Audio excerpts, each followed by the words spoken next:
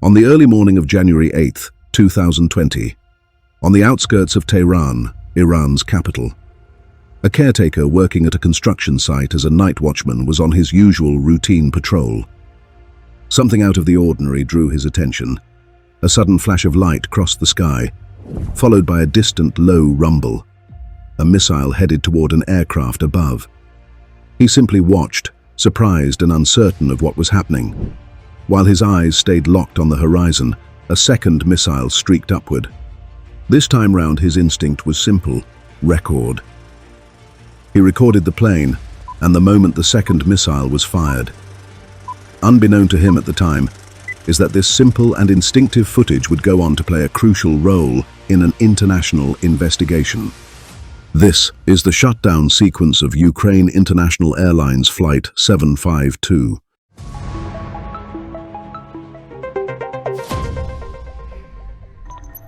January 8, 2020, Imam Khomeini International Airport. Among the aircraft preparing for departure that morning was Ukraine International Airlines Flight PS752, a Boeing 737-800.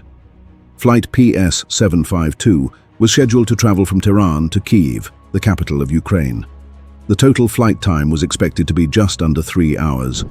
On board were 176 souls in total, 167 passengers, and 9 crew members. Many of the passengers were students returning to their universities abroad after the winter break. On the command deck was a strong, fully qualified cockpit team. The pilot in command for this flight was Captain Volodymyr Gaponenko. He had accumulated over 11,600 hours of total flight experience, including more than 5,500 hours on the Boeing 737. He had flown this route before, and he was qualified to operate in international airspace under complex conditions. Serving as the monitoring pilot was First Officer Serhiy Khomenko. He had logged more than 7,600 flight hours, with over 3,000 hours specifically on the 737 platform. Also present in the cockpit was Oleksiy Naumkin, a high-ranking instructor captain, a pilot with over 12,000 hours of experience, responsible for evaluating crew performance and maintaining flight standards within the airline. At 6:12 a.m., Flight PS752 began its takeoff roll from runway 29 right at Imam Khomeini International Airport. The aircraft rotated smoothly and lifted into the early morning sky. Shortly after takeoff, the aircraft entered its initial climb phase. It was transferred to Mehrabad Approach Control, the unit responsible for managing departures in the Tehran airspace. During the initial climb, the controller directed the crew to continue climbing to 6,000 feet, then initiate a right turn and proceed direct to the navigation waypoint, Parot. This route would have taken the aircraft northwest, over the city of Tabriz, then across the border into Turkey, and onward toward Kyiv. Meanwhile, the flight was departing in the midst of a very critical moment in the region. Just hours earlier, Iran had launched a series of ballistic missiles at US military bases in Iraq in response to the killing of General Qasem Soleimani. Because of that, Iran's air defense systems were on full alert. Units across the country were prepared for the possibility of a counterattack. Radar operators were told to expect hostile aircraft.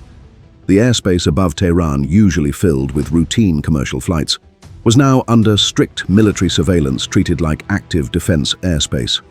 The air defense unit responsible for monitoring the skies that morning had been relocated shortly before dawn. Equipped with a Tor M1 surface-to-air missile system, known in NATO designation as the SA-15 Gauntlet. It is a short-range, rapid-reaction air defense system designed to intercept aircraft, helicopters, drones, and cruise missiles at low to medium altitude.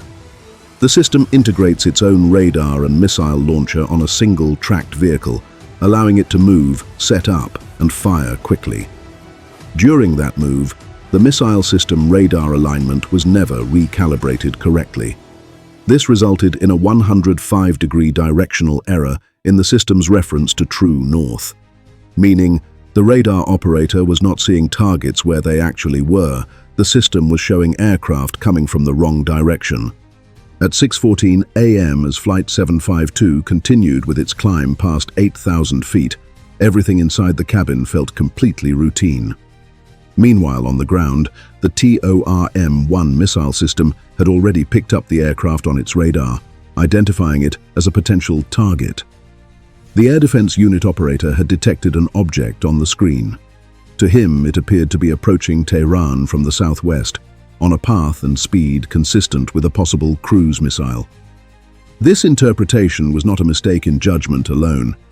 Because of the radar system had been misaligned by 105 degrees, the tracking data for Flight 752 was now being displayed in the wrong direction, as if the aircraft were approaching Tehran rather than departing from it. On the operator's screen, the target symbol behaved exactly the way a threat would behave. Low altitude, steady closure, and direct movement toward a protected area. In a high-alert environment, with the expectation of a retaliatory strike, this radar picture matched the profile of a hostile target. Following procedure, the operator attempted to report the detection to the coordination center, but no response came.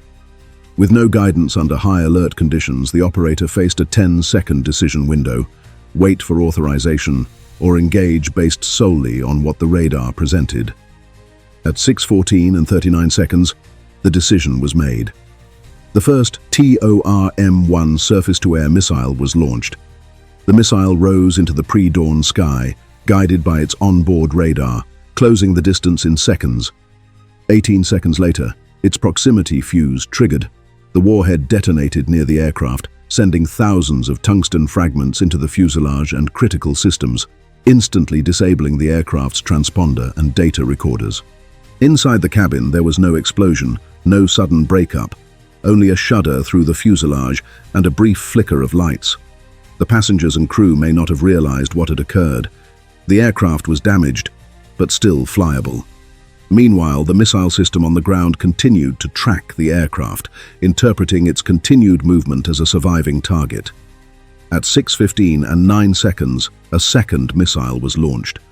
Whether it directly struck the aircraft could not be confirmed with certainty, but by this point, the damage from the first explosion was already critical. The aircraft could no longer remain in flight. It lost control, caught fire, descended, and crashed near Khalilabad, killing all 176 on board. After several days of detailed investigations, investigators concluded the air defense radar was misaligned, causing the aircraft to be misidentified as a threat. Also, the communications by the air defense unit failed as the protocol was not followed, and 2 missiles were launched, leading to the loss of 176 lives. As the investigations concluded, culpability had to be addressed. The operator who launched the missiles was in 2023 sentenced to 13 years for acting without authorization. However, his name has never been publicly released by Iranian authorities. 9 others received lesser charges for communication and oversight failures.